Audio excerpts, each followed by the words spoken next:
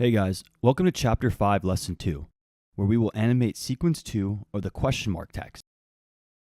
I'm using another trim path animation, but we will use a scale property this time.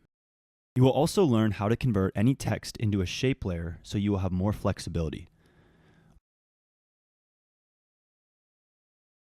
We're back in our original composition, and I will adjust our work area. I will show you how to convert this into a shape layer. Go to Create and select Create Shapes from the text. Now it will automatically create a new layer that is a shape. I want you to adjust the anchor point and put it in the center to do this.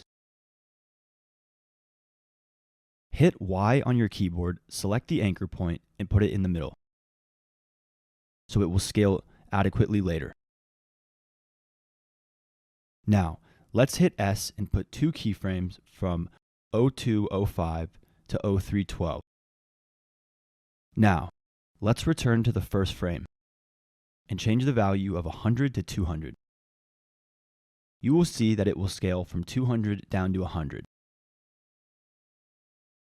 What I want to do next is open the full content and add the trim paths.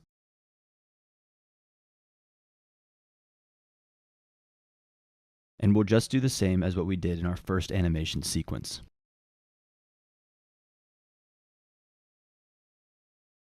Let's go back here and change 100 to 0.